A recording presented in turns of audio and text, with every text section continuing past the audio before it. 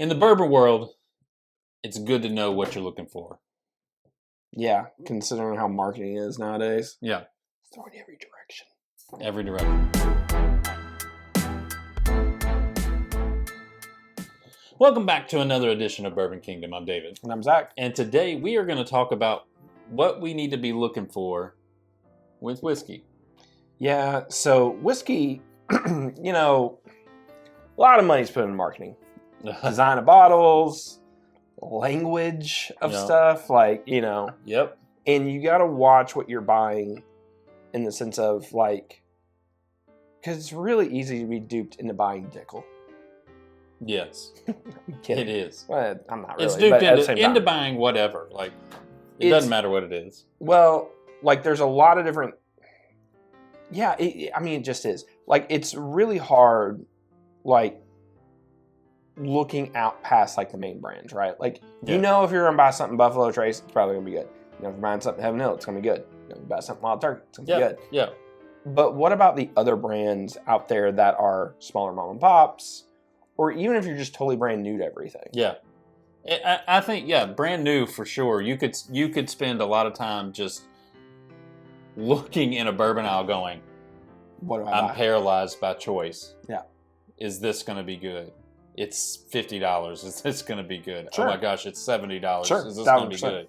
So we wanted to make a list for you to kind of like help you in your bourbon experience, in your whiskey experience, because it's important to start pinpointing some things.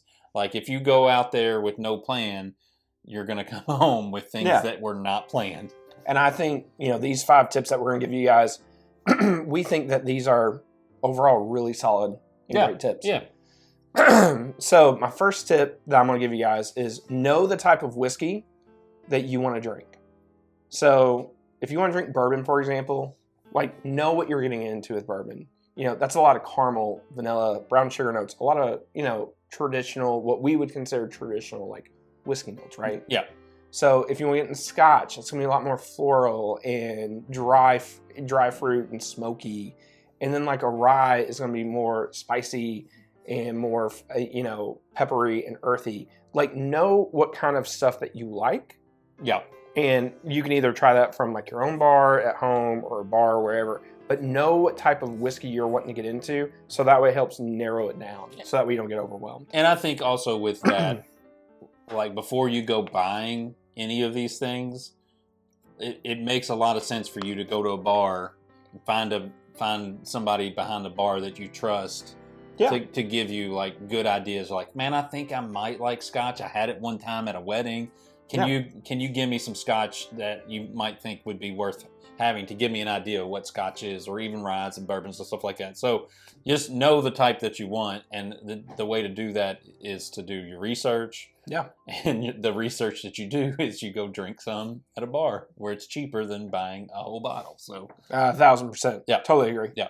Number 2 on the list is this idea of transparency, like the details of the whiskey. It's so important. It really is important. And the games that are played with transparency in whiskey nowadays suck.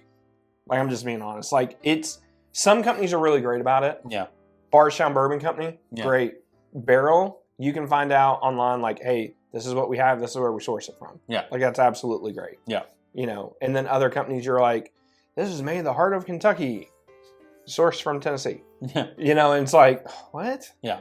The details of it. And sometimes the mash bill's not available. Sometimes like all of that kind of stuff. To me, like complete transparency trumps partial transparency or no transparency at all, because people want to know, like, I mean, what is this mash bill?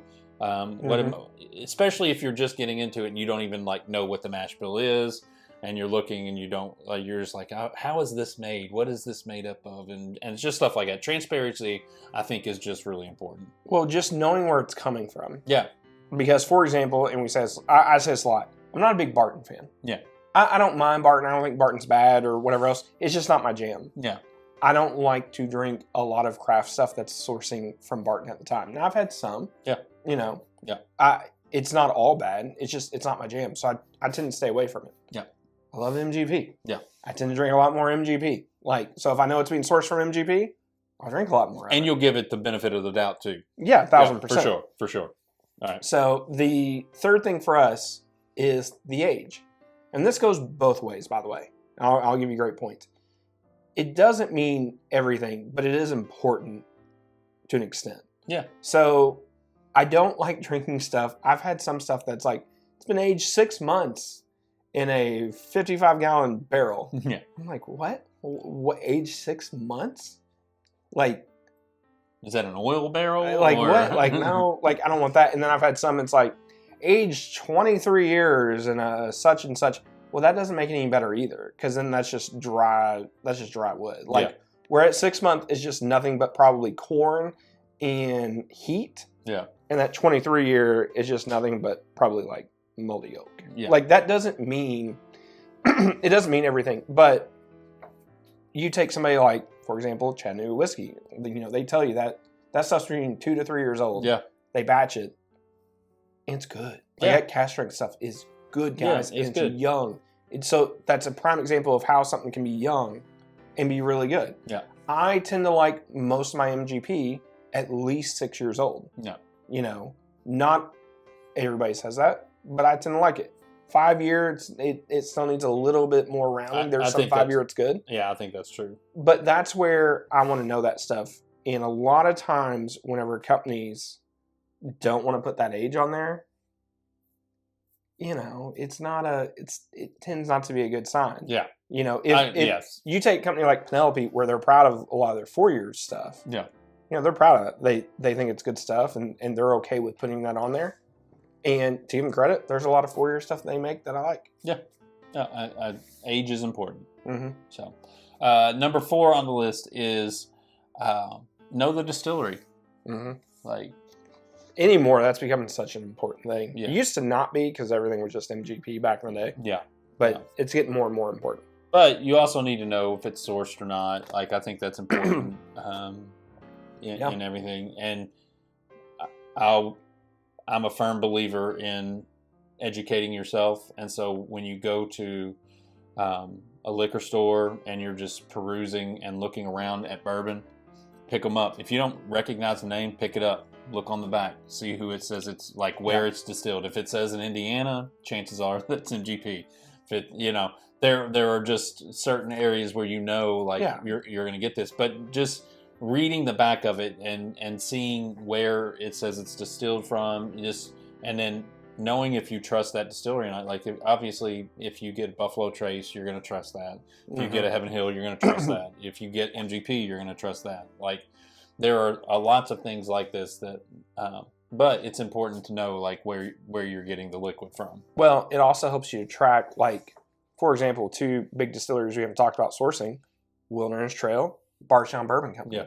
Like, we've liked the stuff we've had from both of them. Yeah. Now, I think a lot of the Wilderness Trail sourcing is going to go away because them being bought. But yeah, a lot of that stuff that we have liked so far from them, that's great. I want to know where it's sourced from. Yeah. So whenever I see other stuff that's being sourced from them, yeah, I'll invest in that. Like, I will go look at that. There are some people out there, and they're not as many as once there's not as many as what there was at one point in time, that people were like, I'll never drink source stuff, blah, blah, blah. Source stuff can be great. Yeah. You know, like, I have a bottle back there of something, and it's like, sourced from one of the biggest distilleries in Frankfort, Kentucky. Well, one of the biggest ones would be Buffalo Trace. Yeah. That's 10 years old, and everybody's going to want 10-year-old cask strength from Buffalo Trace. Yeah. I don't care who you are. Yeah, for sure. So, just because you have something that's sourced, you know, it can be great. Yeah. You know. 100% agree with that. And then the last one, know how you're going to drink it. So, not all bourbon, let's be real, not all bourbon's made to be drank neat. Nope.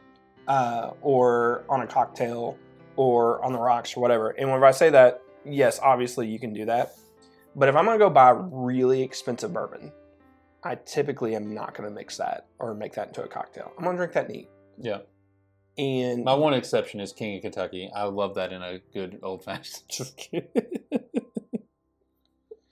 It's such a struggle with him some days. And I'm hangry at this point, so I'm like trying to get this done. But out of all seriousness, guys, I like to know whenever I go in, like occasionally, like I'll go into like my local grocery store, like especially during summertime. So I'm like, I need something to mix with like a Coke, or something like that. Yeah. And then I know exactly, basically what I'm getting. I'm gonna get a like an 80 proofer of something, 86 proofer of something.